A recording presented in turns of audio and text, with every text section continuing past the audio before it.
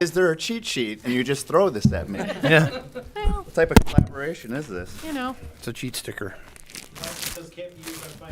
It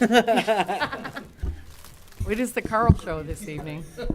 And what's the reset? Let's see, reset. But twice. Twice. Gentlemen? It has to be twice. That's the key. Who picked the clock? Stan, No, I'm gonna no. blame It probably had the most features per penny on the price of that thing. You know, I think it's probably like $8. 74 features. See, I still have one from last. It's embarrassing. I'm trying a new multifocal lens and I I can't still read have the remote one from control last still. week. Okay, well, maybe it's an adjustment. I don't know. He didn't. He had a hand. The Contact lenses are. oh Yeah, so wow. it's a new brand. So we'll see. Man. Gary didn't pass it over. I don't know what color. Yeah, 13 seconds. Get a move on. Yeah. Oh yeah. Oh, I changed my mind, Greg. Changed He's my gonna mind. start flinging them. I mean, can we have a meeting? Didn't get me in trouble. You get some candy. You get You some. want Arthur's? Calling to order the Monday, March 2nd, 2026 meeting of the 41st Council of the City of Berkeley. Ms. Mitchell, would you please call the roll? Councilmember Baker, Here. Councilmember Black, Councilmember Elrod, Here. Mayor Pro Tem Gavin, Councilmember Hennon, Here. Councilmember Patterson, Here. Mayor Dean. Here. Our first order of business is the approval of the agenda. Is there a motion to approve tonight's agenda? So moved. Motion made by Councilmember Baker, Second. seconded by Councilmember Elrod. Any changes or corrections? Seeing none, Ms. Mitchell, please call the roll. Elrod, Yes. Hennon, Yes. Patterson, Yes. Baker, Yes. Dean. Yes, the agenda has been approved. Please stand for the Pledge of Allegiance. I pledge allegiance to the flag of the United States of America and to the republic for which it stands, one nation, under God, indivisible, with liberty and justice for all. Okay, we are at the first, the main public comment section of tonight's meeting, where you may comment on items that are not on tonight's agenda. When you come to the microphone, please state your name, city of residence, direct your comments to the chair. You have 3 minutes to tell us what's on your mind and in your heart.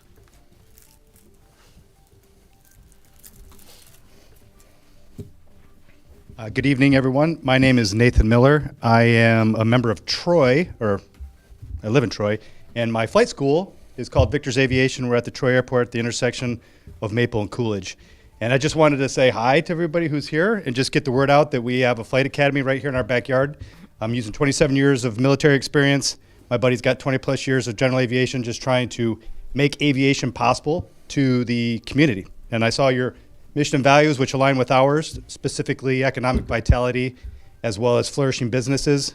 We're trying to make an impact on individuals, businesses, and broadly the economy here in greater Troy around the surrounding around the airport.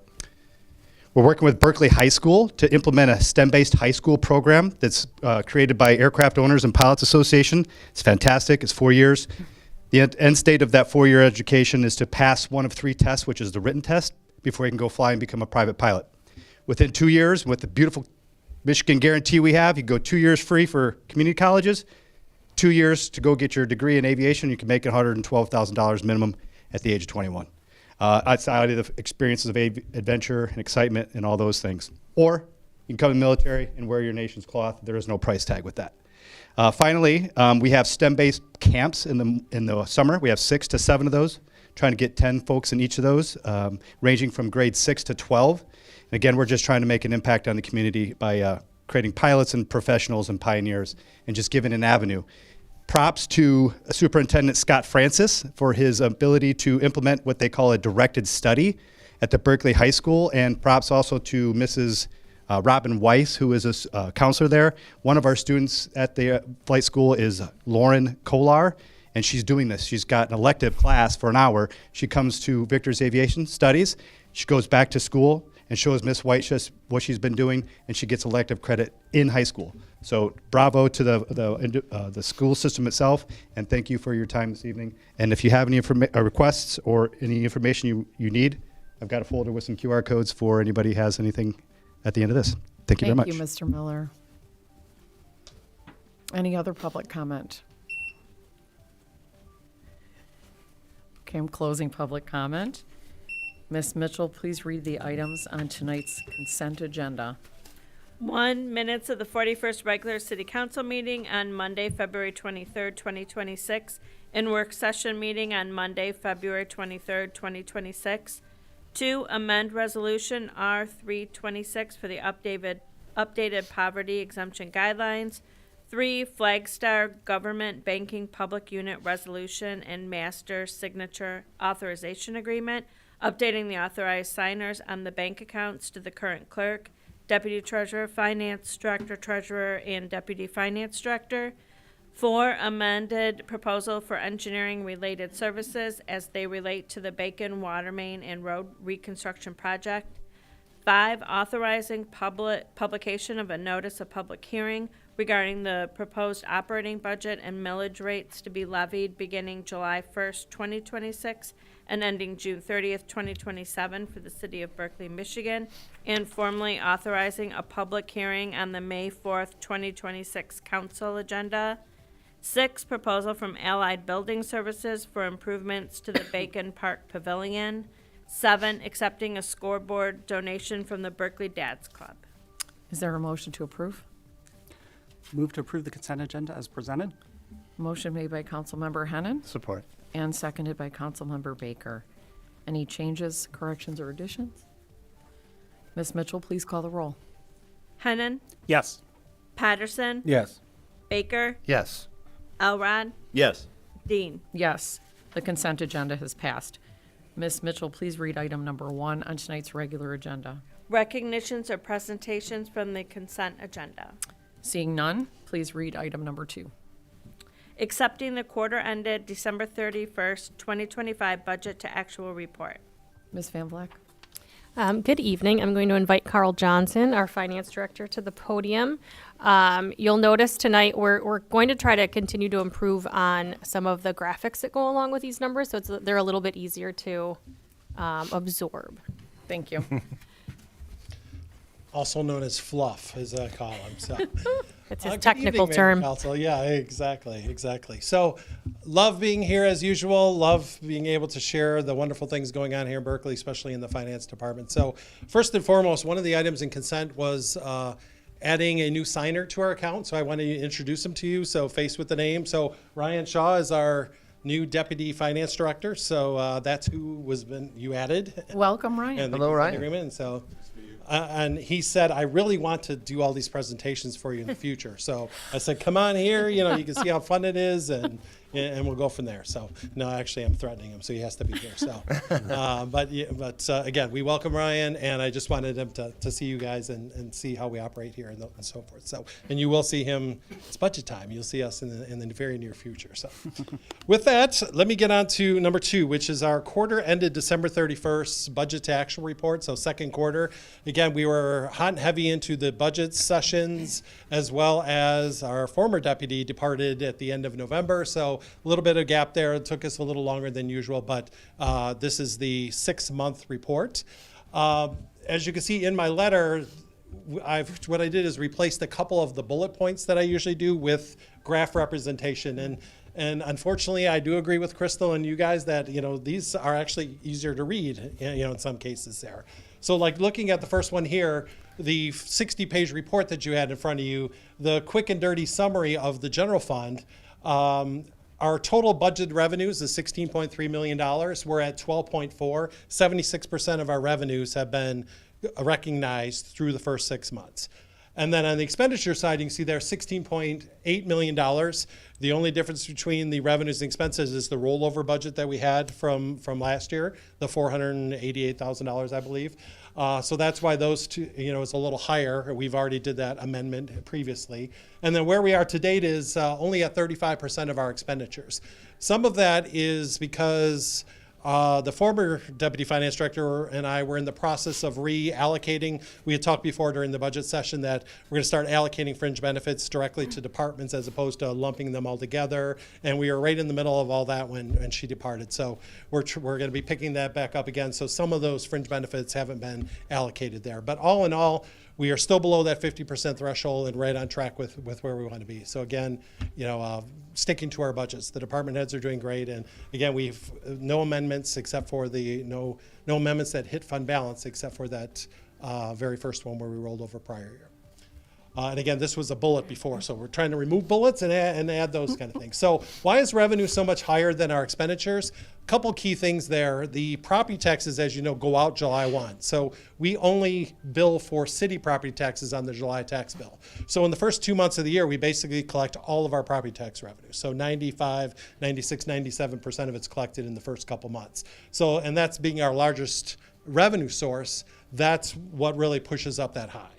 Our revenue sharing from the state side is actually delayed.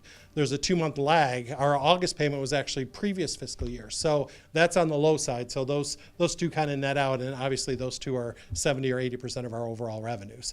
So that's why revenues are so high, and on the expenditure side, again, absent those fringe benefits, we're right on track with the expenditures. So we had some seasonal highs for our Parks and Rec early in the year, and then later in the year, the winter and stuff, none of that's going on, and it all kinds of evens out. So that's the general fund highlights. On the expenditure side, again, we talked about that. Major local and infrastructure funds. So again, this is all the highlights as part of that 60-page report. Those, as you know, our big project that we have coming up is our $7+ million Bacon reconstruction. I love bacon. That's just a great word. But that is a 2 fiscal year project. Will be going out to bid very shortly, and then construction is supposed to begin early in the spring and last all the way into the fall. So it'll span the 2 fiscal years, but obviously we're using a lot of current operations as well as fund balance in those 3 funds. So if you look at that report, those are actually way under on the expenditure side, and the revenues are right on target. So that's why you see a variance with those. And then the only other one is water and sewer. Again, our second most important fund, that I call it. General fund's always 1, and water and sewer is 1A. Revenue side, again, that's the most important side that drives everything. And with all of our lead line unfunded mandates that are out there, we just need to make sure we're collecting enough revenue to maintain our operations as well as do all of the needed capital repairs, which, as we know, we don't even have enough money to do those as they're coming due. But we want to make sure we're sticking to our plan, sticking to our budget. So revenues are about 46%. And again, I think if you flip to the next one, another pretty graph that has it. Yes, there it is. So revenues are at 46%. Some of that seasonality as far as the revenues go. So you'd expect it to be around 50%. We're at 46. The other part of that is at the end of the year, we literally have to count days. So when a bill goes out in July, we have to say how many days of that were June and how many days of that were July. We raised our rates July 1, so there'll be an adjustment in the coming June that'll be higher, and it'll increase our revenue as well. So that's kind of backloaded. So we're not far off of that, 50% of where you need to be. So all in all, I'd say we're right on track with where we wanted our revenues to be. And on the expenditure side, again, 33%. Why are we at 33%? Because we've got a part of the Bacon project is water and sewer as well. So a lot of capital buried in that. That's why we're there. So all in all, again, water and sewer is right on track. And I know I love this part. We're boring. We're right on track, and really no concerns as of this point as we roll into March. I can't believe I'm saying that too. So with that, I think we just need to have you accept the quarterly report, and I'd be happy to answer any questions. Is there a motion? Move to accept the quarter report ended December 31st, 2025, budget to actual. Motion made by Councilmember Hennan Second. and seconded by Councilmember Baker. Questions, comments from council? Councilmember Hennan. One thing I like to do when people say, the city's not spending money wisely, or money should go farther, or we should have, ask them how much do they think it costs to repair a mile of road and replace the water. And Usually they are saying a few 100,000, maybe $1 million. You know, the price tag this year, 7.5 million is what we're estimating. So just to give people an idea of the scope of why things, you know, what our costs actually are. I mean, there it is. That's going to be a competitive bid going out, probably multiple bidders. And so that's where a lot of our money goes into the ground. Thank you. That's an important point to illustrate. Any public comment on this agenda item? Councilmember Baker. Oh, thank you, Your Honor, and thanks to you and the team for putting this together for us here. I do appreciate the step forward with the visuals. Of course, the message that they convey is accurate and what we'd like to hear, given where we're at in this stage of the game. So thank you. Kudos on both excellent work and the way in which that work was represented. Appreciate that. Mm-hmm. Okay. Ms. Mitchell, please call the roll. Hennan, Yes. Patterson, Yes. Baker, Yes. Elrod, Yes. Dean. Yes, the agenda item has passed. Ms. Mitchell, please read item number 3 on tonight's regular agenda. Accepting the quarter ended December 31st, 2025 investment report. Mr. Johnson. Thank you. So as we touched on last quarter, that last quarter was our very first quarterly investment report. And the purpose of this report is to let the governing body know what types of investments we are investing in as a city, so that, again, any feedback you have, et cetera, hey, I don't like this, hey, I don't like that, because ultimately it's the treasurer's responsibility to invest the funds prudently and according to PA 20. If you recall, PA 20, that's the state statute that basically says you can't invest in anything that you're going to lose any principal on, because if you're going to throw all of our money in the stock market and we lose it, where's the money coming for payroll and those kind of things. So it's highly restrictive. But even then, so what we're purchasing is certificates of deposits and CDs, money market accounts, savings account, local investment pools, those kind of things are what we're investing our money in. So we had the investment policy passed last time, and then of course my deputy left, and then we finally got all the paperwork signed up with the new investment pools and a couple other investment managers. And then I went to do a transfer, and our bank said you can't transfer more than $300,000 because there's restrictions on there. So filling out all the paperwork to take care of that and blah, blah, blah. So long story short, not a lot has changed on here. So I was able to purchase a new CD for $3 million, I think a little over 4%. Again, locked in that. It's only 90 days, but you'll see that's changed from there. But ultimately, the goal is we have most of it in our Flagstar business money market account or whatever, but we can do much better. And so you'll see for the next quarter, which is crazy, it's less than 30 days away, you'll see shifts in that investment because I'm finally getting the transfer limits set up at the bank, et cetera. And so a bunch of stuff ready to go. I have to beg the bank to let me move it out of here. So, but we're getting there. So that's why you'll see most of it is still in that savings account. We purchased that $3 million CD, but outside of that, the mix hasn't changed. It'll change more substantially for the next quarter. Okay, And with is there a motion? Move to approve the quarter ended December 31st, 2025 investment report as presented. Motion made by Councilmember Hennan Second. and seconded by Councilmember Elrod. Questions or comments from council? Public comment on this agenda item. Well done, Mr. Johnson. Ms. Mitchell, please call the roll. Patterson, Yes. Baker, Yes. Elrod, Yes. Hennan, Yes. Dean. Yes, the agenda item has passed. Ms. Mitchell, please read item number 4 on tonight's regular agenda. Authorizing Amendment 2026-3 of the 2025-26 budget as presented. Mr. Johnson. Thank you. Last but not least, this one's a doozy though. So lots of explaining on this one. Even had to do another memo with more graphs, I think. So holy smokes, this is the big one. So usually what I present to you is a quarterly budget amendment. I try to balance it, i.e. if revenues are up or down, expenditures are up or down, I try to balance it so that we don't use fund balance, not dip into fund balance. So this one's a little different, and that's the once upon a time story that I'll have to get into the emergency repairs one. But it's really that same there's minimal amendments that are required in here. But what does not balance it, what makes us use fund balance is really the one item that I'm going to get into. So I'll touch on some of the other ones. There's not a whole lot to touch on except for the one substantial one.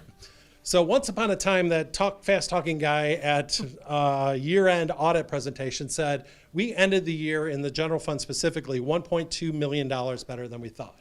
And then ultimately less the rollover that last year's expenditures that we didn't spend and ultimately are spending this year, it left us with $800,000 of the good. And what we said was we would be coming back to you in the future to say how we're going to use that. So remember, what happened to that 800? It fell to fund balance. So as a result, our fund balance went from like 27% over 31% because again, that was there. We couldn't amend it because all those favorable results came out after year end, and you can't amend the budget after year end was done. So it fell to fund balance, but now we're coming back before you to tell you our plans or recommend that you amend the budget in the way that I'm going to describe right here. So, and it's important to know that. So where did that money come from? And again, I have a nice pretty fluffy graph to show that too. So the biggest thing that we're talking about right now for that so again, the 800,000 is a general fund. There's two different $800,000 numbers, but so I want to go one at a time. So what we're talking about now is utilizing most of the excess, the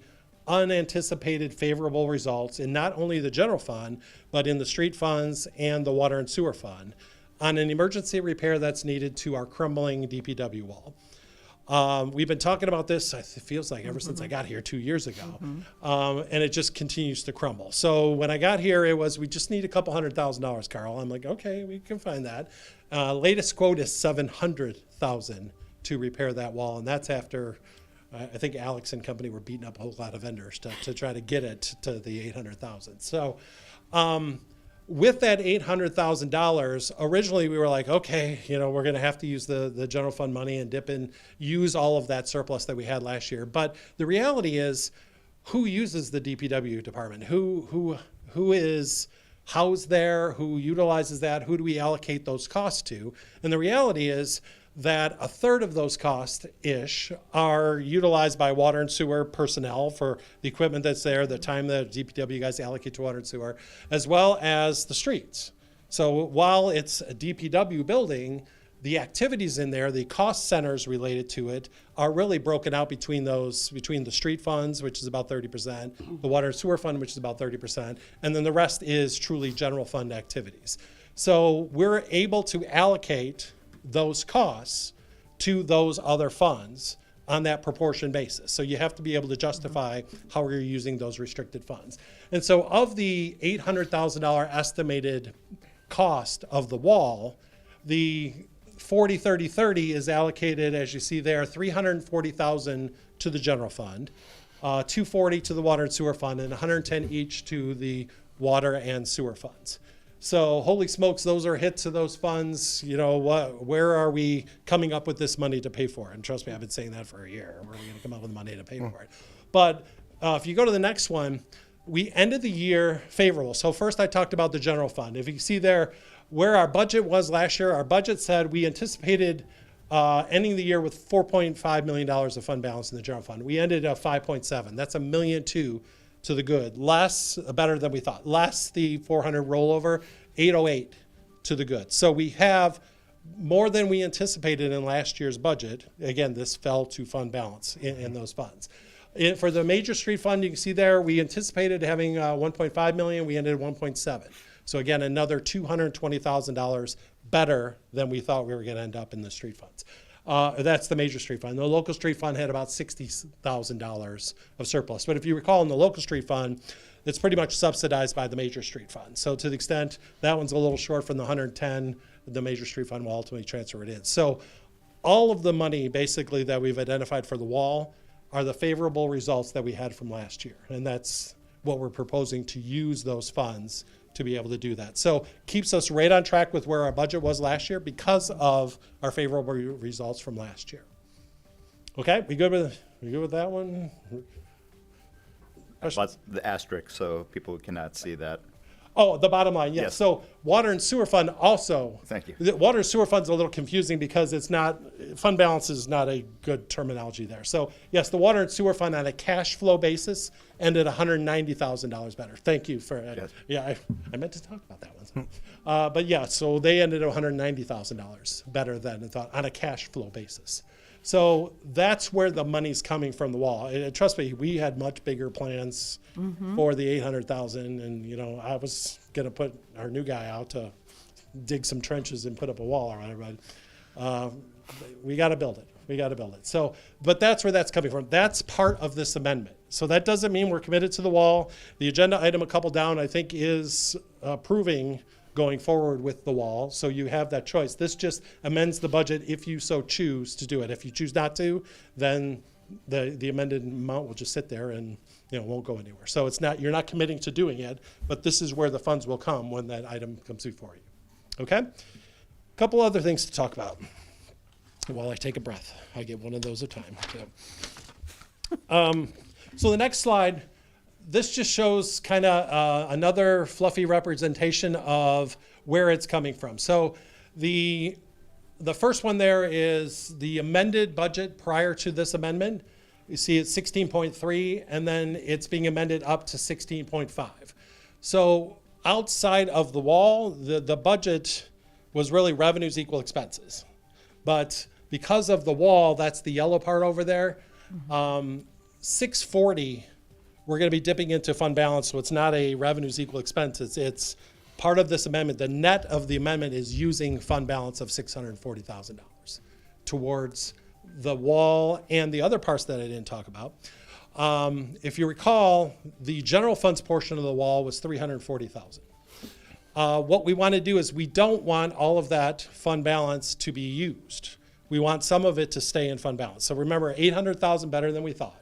So in the general fund, we're going to take 340, use it for the wall in the general fund. We're proposing to take 200 and I believe it's $40,000. 220, thank you, and put that into the capital project, the capital improvement fund.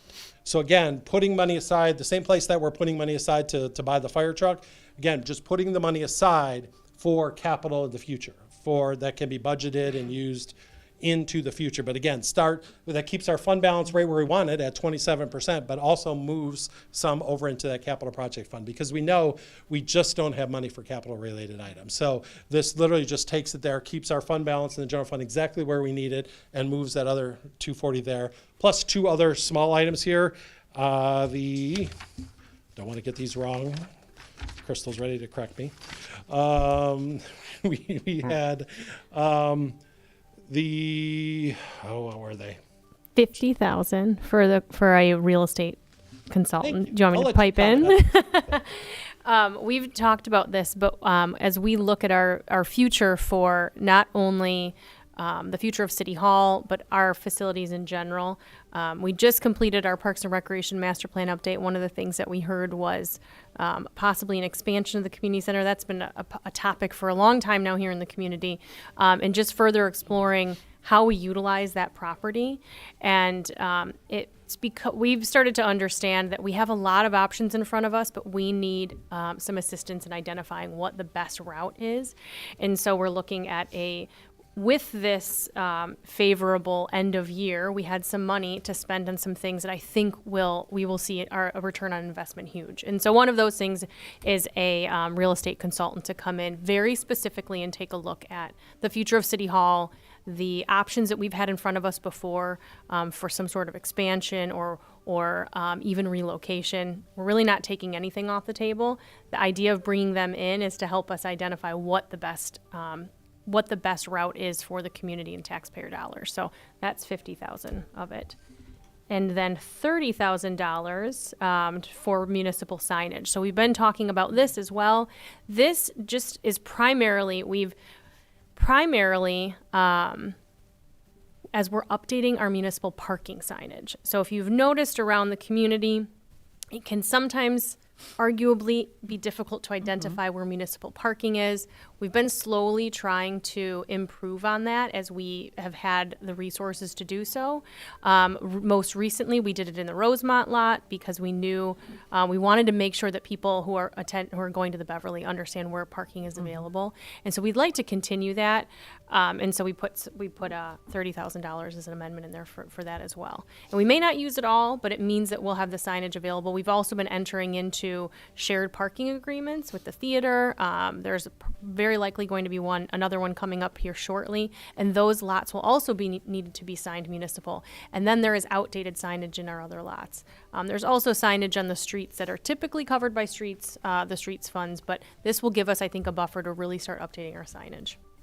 Great, thank Yeah, you. the key with that is the street funds can do the street signage, but like our own parking lot across the street, you can't put up any signs in there using street dollars, and that's really what this is for, is those ones that were restricted and not being able to do it. So again, it sets the budget aside. It doesn't mean, that we're running forward. Ultimately, we need your approval on some of this stuff.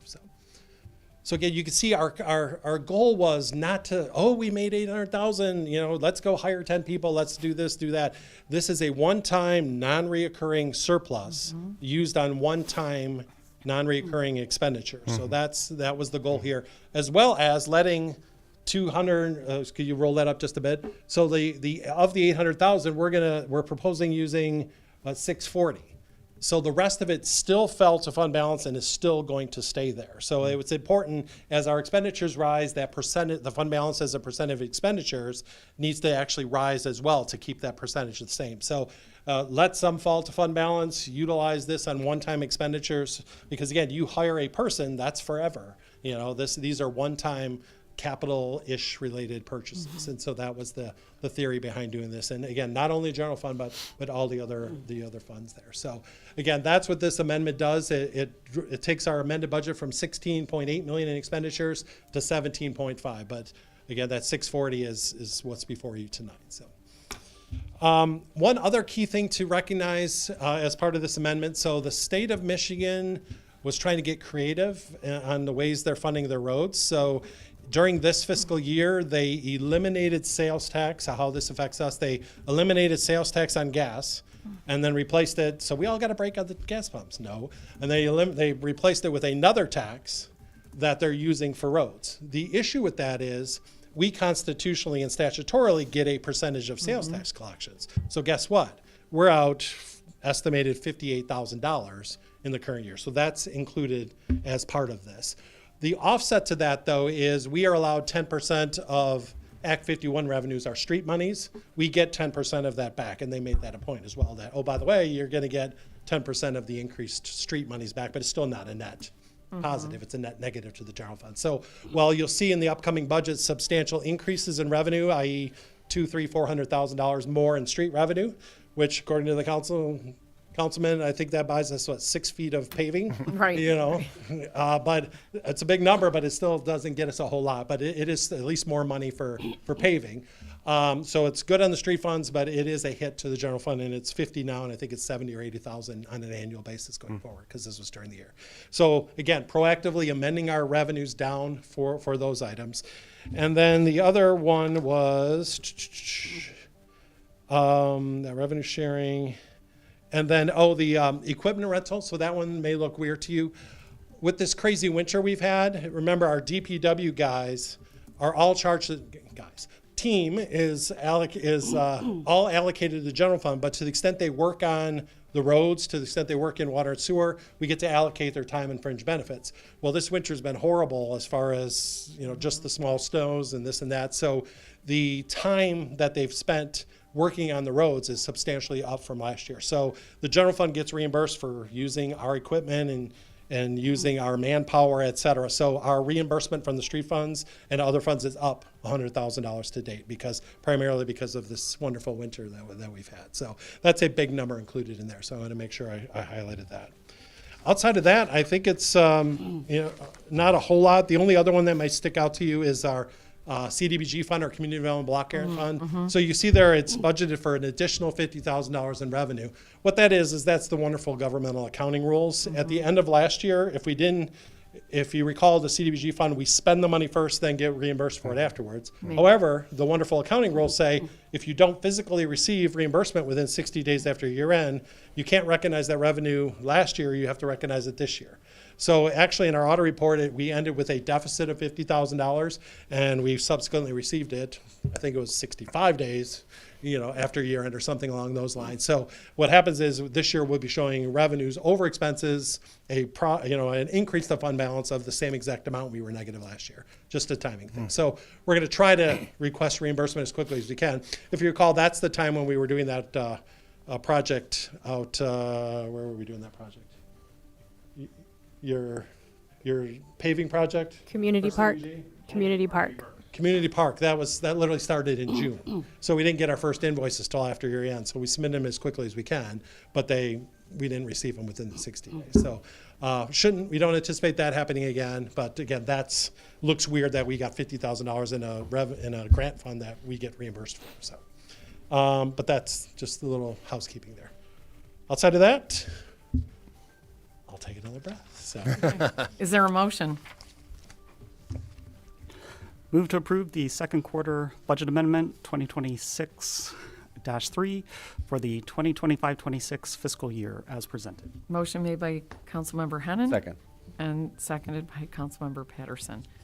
Questions or comments from council? Councilmember Hennan. Yeah, just a comment on the games Lansing plays with our money.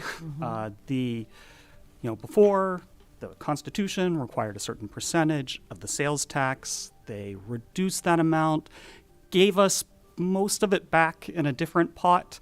But what has happened over history, now that they aren't required to, the next time things get tight for them, that's the money they're going to take away. So we can expect that while we're mostly made whole now, that's probably not going to be the situation in the future. Thank you. I just want to draw attention to, for a resident's sake, if you have not been by DPW and have seen the condition of the wall, I was thankful to participate in our first onboarding for a city council person, which included a tour inside the lot. So what you can see from the street side, which is also adjacent or abutting up to people's backyards and crumbling, is worse substantially inside the yard. I think people in the audience would be able to validate that. So I think this is money wisely spent. And again, this is for people who have not traveled by DPW recently. Any public comment on this agenda item? Okay. Ms. Mitchell, please call the roll. Baker, Yes. Elrod, Yes. Hennan, Yes. Patterson, Yes. Dean. Yes, the agenda item has passed. Thank you all, appreciate it. Thank Thanks for you. putting up with me as usual. Nice work. Yeah. Well done, Carl. Ms. Work my budget now, thanks. Ms. Mitchell, please read Welcome item aboard, number Ryan. 5 on tonight's regular agenda. Security and access control upgrades to City Hall, Community Center, Public Safety, and Library. Ms. Van Vleck. Good evening again. I'm going to call our facilities manager, Alex Brown, to the podium for the next 2 items, right? Not as many as Carl, but I'm going to breathe a little more than him, too. Yeah. Good evening, everyone. So this is kind of an exciting project we've been working on for about a year or so. Myself and Lieutenant Kobernick started this about summer of 24 with an internal security audit of all our municipal buildings and kind of went through and figured out some of the issues that we were lacking in. So with this project bringing forward with you tonight will be a upgrade of security and public safety, which is already has a pretty expansive system in place. We'll be expanding on the existing system, adding access controls to City Hall, library, Oxford Park restrooms, community Com1 restrooms, and then security cameras to all those locations as well. Like I said, this has kind of been in the works for a while. We'll be probably starting with the next 2 or 3 weeks, timeline-wise, and probably will cause minimal disruptions to our day-to-day activities throughout the city. Great. Is there a motion? Anyone else want to turn? Hold on. I move to approve contracts to provide security upgrades to City Hall, Community Center, Public Safety, and Library, subject to review of a contract by the city attorney and approval and execution by the city manager. Motion to approve was made by Councilmember Elrod Support. and seconded by Councilmember Baker. Questions, comments from council? Councilmember Baker. Thank you. Thank you to you both and your teams for helping keep an eye on this stuff. Obviously, we want to have improved technology to protect our employees and to protect the facilities and things like that. I really appreciate that. You mentioned the timing and all that. Will there be a lot of training required, or a transition where you'll have two systems to have to deal with at the same time? Can you give us a little bit more color or flavor about how the implementation will work? Yeah, absolutely. Once everything is installed on all the sites, there will be an onboarding process. It's going to be the same system we're using at DPW now, so it'll be a card access system, and we'll be able to program each employee or each visitor's access based on where they need to be. So they'll have to carry one card. We won't have to carry rings of keys around the city anymore, or have to wait to get access. And it'll also allow us, if there are meetings or after-hour events, to have these buildings open and locked without worry. I'll be able to log in, or someone else will be able to log in and say, okay, is the community center locked, or is the library locked, things like that. That'll kind of help with our security and just peace of mind. So we gain additional visibility into what is actually happening out throughout our facilities by seeing when things are locked, unlocked, open, closed. That Right. kind of If good there's stuff. an occurrence or on a weekend or something is not right on a Monday morning, we can go back and kind of look at those logs and say who was in and out, or look at footage.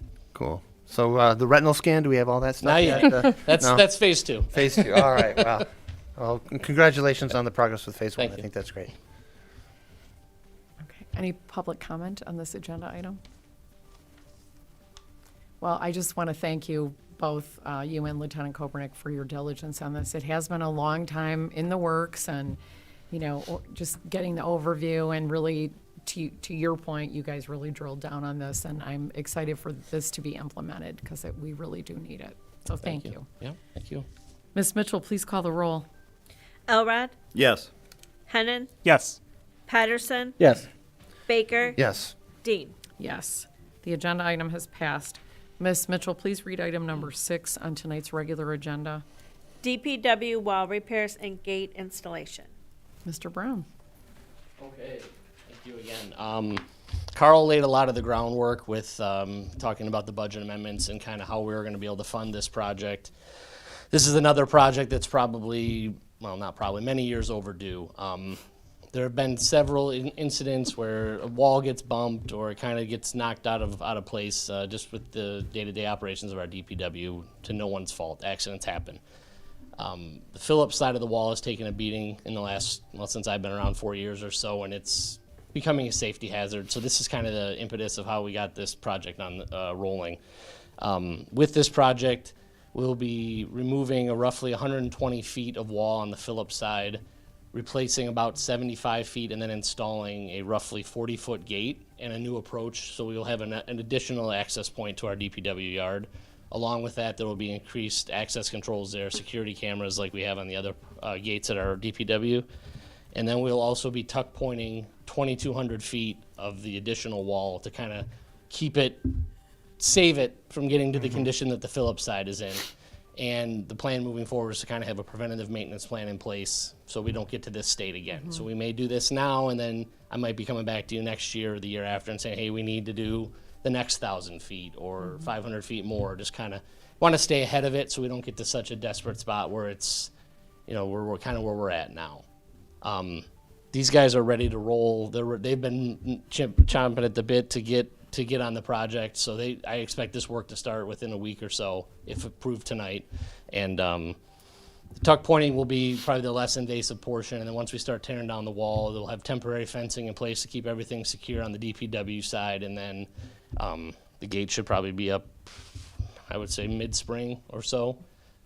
Also, this will be super helpful once the Bacon project starts, because both of our main entrances are on Bacon Avenue. So this will give us an extra enter and exit point while that Bacon is tore up. Right.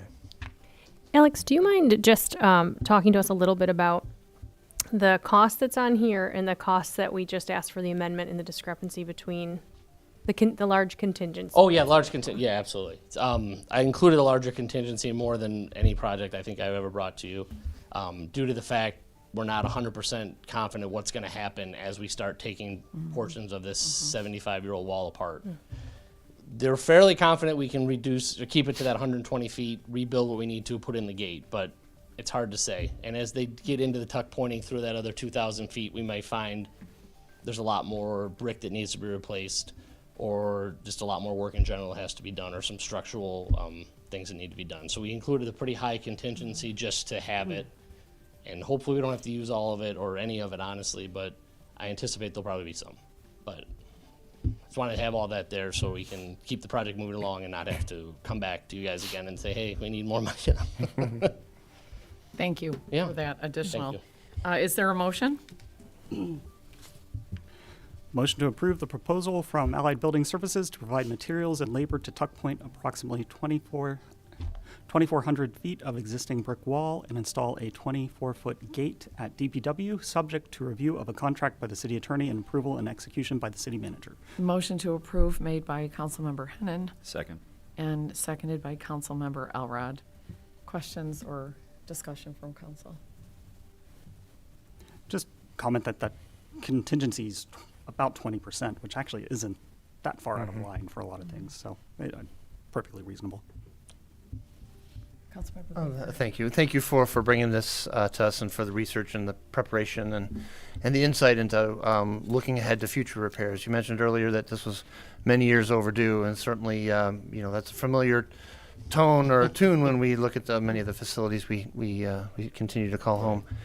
What kind of communication has been or will be had with the neighbors surrounding there in terms of any potential disruptions to their comings and goings, up and down the street as the construction is underway? Have they been notified? Are they going to be kept up in the loop on progress, that kind of stuff? Can you share a little bit more about the outreach? Yeah, I think once if approved tonight, we'll kind of put that plan into play and let our neighbors in that area know there's going to be a major, construction project. They may see.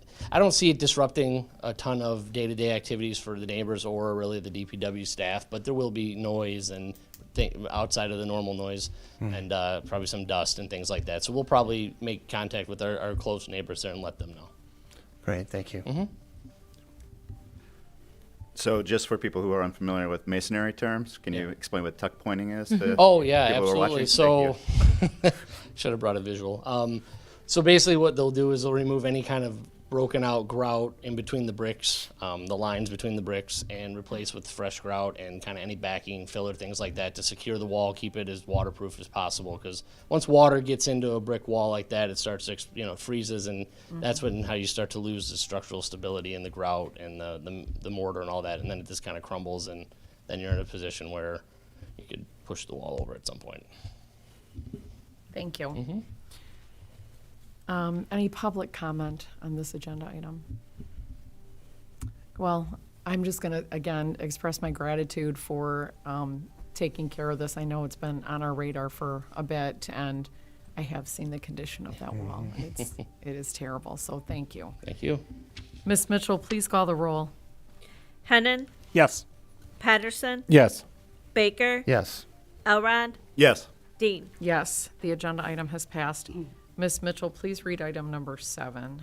Accepting the city manager's advisory opinion responding to alleged ethics violation under section 2-40 of the City of Berkeley City Code. Ms. Van Black. Good evening. On February 8th of this year, I just realized my memo says 2025. It is 2026. The city received an ethics complaint, a second ethics complaint actually, from resident Josh Hunter. The nature of this grievance is based on his interpretation of the city code, that the city attorney must sign the statement of acknowledgement per section 2-40 of our code. Per that same code, 2-40, the city manager shall perform and investigate as they deem necessary and provide an advisory opinion to city council on such ethics complaints. So, and then I am to publish it in permanent form and communicate it to city council, which is why it's coming to you guys tonight at this meeting. As you may remember, in response to Mr. Hunter's last ethics complaint, I referenced the fact that I prefer to consult with legal counsel prior to providing an advisory opinion. And given that the complaint involved our city attorney, I had recommended retaining outside counsel, which we did. In this case, the ordinance is incredibly clear cut and unambiguous. I do not believe it requires legal review from the city attorney or outside counsel in this instance. And I'm going to read to you as section 2-40G of the city code clearly states, within 20 days following the election, employment, or appointment of a city officer or employee, all city officers on the city council, planning commission, board of review, zoning board of appeals, and the downtown development authority, or employees of the city shall file with the city clerk a signed statement of acknowledgement. As the city attorney is neither a city employee, nor is she a specified city officer. Consequently, it is my determination that the city attorney is not subject to this filing requirement and no ethics violation has occurred. I do want to point out, I know that it can be difficult for people who are unfamiliar with city codes and charters, which are often antiquated and kind of difficult to interpret, especially in modern times, that it can be difficult for them to correctly interpret our code. People who may be very well versed in their world and the things that they are well educated in, it can be difficult to transition that skill set into when you're trying to read and interpret city codes. That said, Mr. Hunter has now submitted 2 separate ethics complaints on our city attorney, and both of them have been found to be no violations, to be not of consequence. So in this particular instance, I'm going to recommend that you accept this as the advisory opinion as required by City Code Ordinance Section 2-40F1. Thank you. Is there a motion? Motion to accept the advisory opinion as required by City Code Ordinance, Section 2-40F1. Motion made by Councilmember Hennan Support. and seconded by Councilmember Baker. Questions or comments from council? Public comment. Ms. Mitchell, please call the roll. Hennan, Yes. Patterson, Yes. Baker, Yes. Elrod, Yes. Dean. Yes, the agenda item has passed. We're at our communications portion. Ms. Mitchell, who will go first? Councilmember Patterson. All right. Just a couple things. First, I want to thank the Dad's Club for the scoreboard, and it's absolutely gorgeous and well needed. And our Parks and Rec department had a great Winterfest this Saturday, and the weather was actually warm. It may have been a pre-spring fest, I'm not sure, but it was much warmer than the anticipated date. So thank you all for putting that on. ZBA will meet Monday the 9th at 7 p.m. And Thursday the 12th, same week, is our Parks and Rec Advisory Board. So that's all I have. Thank you. Councilmember Baker. Oh, thank you, Your Honor. I'll be brief, which is probably a surprise. Historical Committee meets next week's Tuesday. They are continuing to work on revised marketing information, refreshing I brought the brochure last time. They have bookmarks and other fun things, and they're continuing to refresh the exhibits and displays in the museum, so please feel free to swing by. And if you can't make it in person, visit berkleyhistory.com. The very next day, our Downtown Development Authority board will meet. That would be Wednesday the 11th. They, too, are working on some cool projects for the spring and summer months, and they're deep into the budget season now, and so they're contributing their thoughts into the bigger picture of how the city's funds will be spent. To learn more about the exhibits and events and fun things going on with our DDA, visit them at downtownberkeley.com. And finally, it was Stephen Hawking who once said, "Remember to look up at the stars and not down at your feet." And I offer that because for those of you that are watching this live or are already aware of it, tomorrow morning between 6 and 7 a.m. and with a peak at about 6:30 is what's called the blood moon. And it's super cool. It's with the eclipses and all that good stuff. The peak time will be at 6:30 in the morning. It'll be in the western sky, so try to get a good view of the west if you can. The next blood moon won't be until December 31st of 2028. So it'll be a little while if you don't get a chance to see this one, but it'll be awesome. No special equipment. You don't need funky glasses or anything to do anything. Just if you're an early bird, take a look at that. That'd be super fun. And then start to adjust your sleep patterns because daylight saving time comes up on Sunday, so you're going to lose that hour. So make it while you can. And please please hug somebody you love. Thank you. Councilmember Hennon. Yes, last week the tree board met, discussed their plans for an April Arbor Day tree planting at the library. They're working to make the Arbor Day event bigger and more community involved than they have in past years, and the library is going to be an integral part of that, trying to bring more people in from the community. Their next meeting is Monday, March 23rd at 7 p.m. in the Public Safety Conference Room. And then the Planning Commission met last week. They reviewed and passed the capital improvement plan, and they recommended the rezoning of a number of properties that, when we redid the ordinance rewrite, were improperly zoned, and so they're just being rezoned to what they should have been so that they become conforming again. That'll come before us just for our final approval. Their next meeting, if scheduled, is Tuesday, March 24th at 7 p.m. here at City Hall. And then late last month, I was able to attend the first session with the Michigan Political Leadership Program. Myself and 23 other individuals selected for the program met in Lansing. We got to talk to representatives, talk to the Senate Fiscal Budget Agency head, and go a deep dive into the state budget. All the things I love nerding out about. And so just the first of 10 meetings that we have, and just a great program to get to learn more about city government or state government, and how I can be an effective advocate for the city and for us in that avenue. So thank you. Thank you. Councilmember Elrod. For the Environmental Advisory Committee, nothing has changed. The upcoming meeting is Tuesday, March 17th, again, early. Happy St. Patrick's Day. That will be at the second floor of the Public Safety Building.